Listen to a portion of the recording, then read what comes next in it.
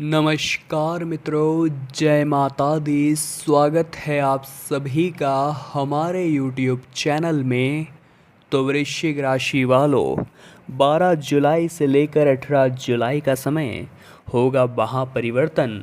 शुक्र का महागोचर आपका इंतजार कर रहा है।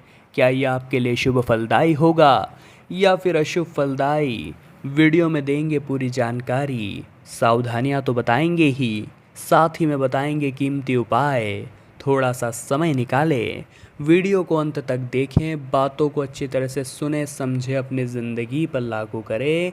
सर्वप्रथम भोले बाबा के सच्चे भक्त इस वीडियो को लाइक करें, कमेंट बॉक्स में लिखें हर हर महादेव, और आने वाले 7 दिनों में आपका कल्याण होगा। कुछ लोग आपके फटे में टांग अड़ाने की कोशिश करने वाले हैं। ये लोग वही होंगे जो कभी भी आपके दुख के दिनों में आपके साथ नहीं होते, लेकिन जब आपके जीवन में ज़रा सा सुख के आ जाता है, आपके आसपास डोलने लगते हैं, आपको 10 बात सिखाने लगते हैं, आपको किसी के खिलाफ भड़काने लगते हैं। ऐसे लोगों से ज़रा बचकर रहिएगा, क्योंकि आपके दुश्मन आपकी खुशियों की कब्र खोदने वाले हैं। और ये दुश्मन और कोई नहीं बल्कि आपके अपने ही होने वाले हैं। ये आपके घर के सदस्य भी हो सकते हैं, मित्रगण भी हो सकते हैं, पड़ोसी भी हो सकते हैं, रिश्तेदार भी हो सकते हैं। हो सकता है कोई ना कोई तो ऐसा होगा जो आपको अहित करने की कोशिश करेगा, जो आपका फ़ायदा उठाने की कोशिश करेगा, जो ज़िंदगी में आपके कहीं न कहीं से तबाही मचाने की कोशिश करेगा। आपको कोशिश क्या करनी है कि आपका माइंड डाइवर्ट हो किसी अच्छी जगह पर। जब आप इन चीज़ों के बारे में बहुत ज़्यादा सोचते हैं, इनमें उलझते हैं, तो आपको परेशानी होती है और आपकी परेशानी डिप्रेशन का रूप ले लेती है।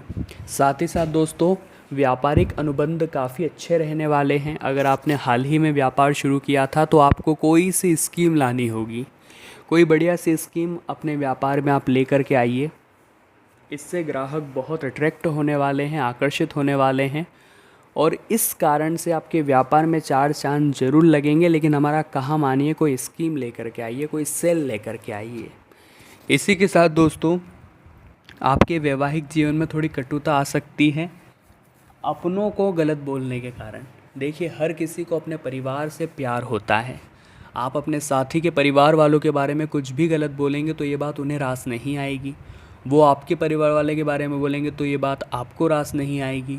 इसीलिए कोशिश यही करनी है कि आप बिंदास ज़िंदगी को जिए, न तो इधर की सोचे न तो उधर की सोचे। अपने परिवार में मस्त मौला रहिए और ज़िंदगी को अच्छी ढंग से जिए।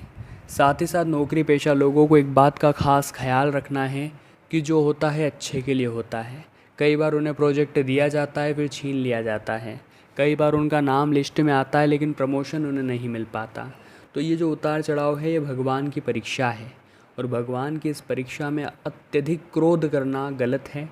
भगवान की परीक्षा में अगर आपको पास होना है तो एक बात ध्यान से सुननी होगी, समझनी होगी कि भगवान हमारे लिए जो करते हैं अच्छा ही करते हैं।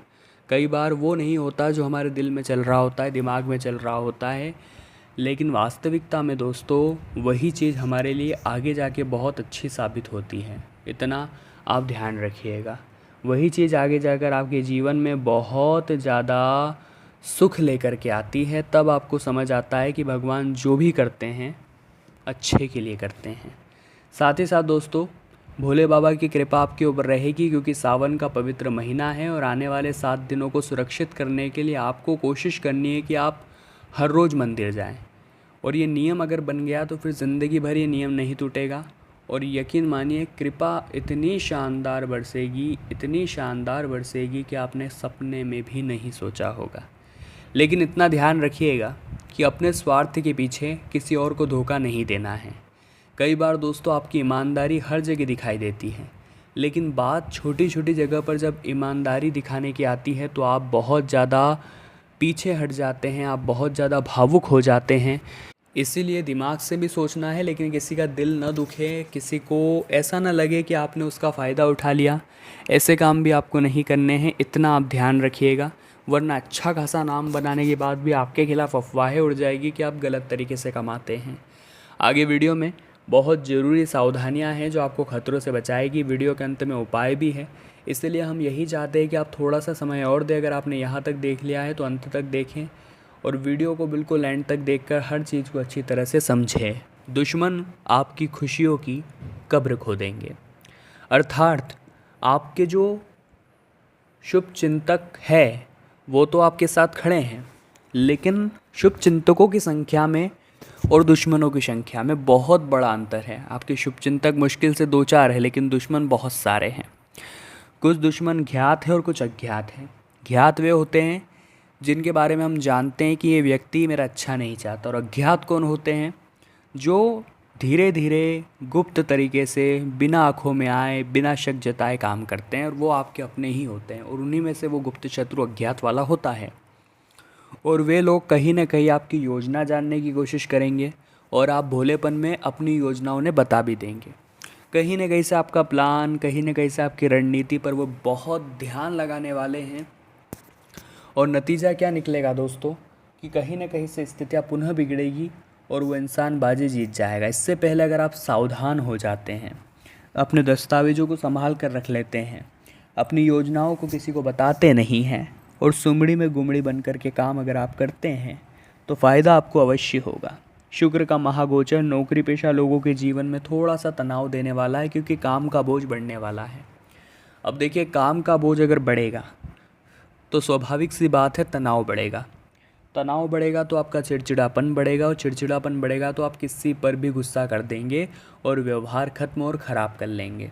तो वहीं पर आपको सतर्क रहना है, वहीं पर आपको सावधान रहना है। गलतियाँ ज़रा कम करनी है। गलतियाँ ही आपके ऊपर भारी पड़ती है, गलतियाँ ही आपकी ज़िंदगी में मुसीबतें लाती हैं।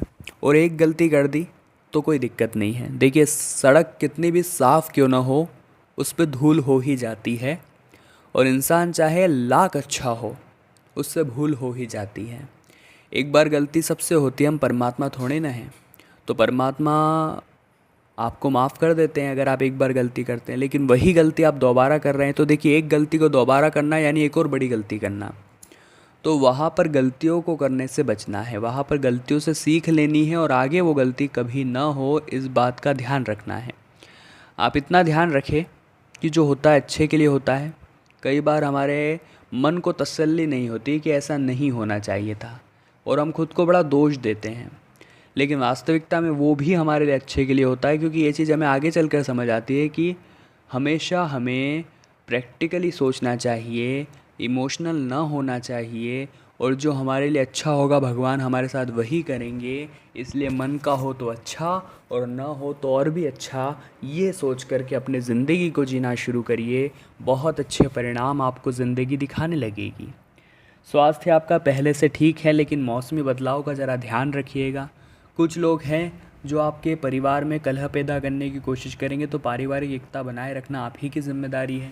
जितने भी बेरोजगार लोग हैं, उन्हें समय का ध्यान रखना होगा। समय की कमी उनके जीवन में रहेगी, और इसी वजह से महत्वपूर्ण इंटरव्यू रुक सकता है। तो वहाँ पर ऐसा कुछ ना हो, ध्यान रखें, समय का पूरा ध्यान रखें, एक एक समय का पूरी तरह से इस्तेमाल करें।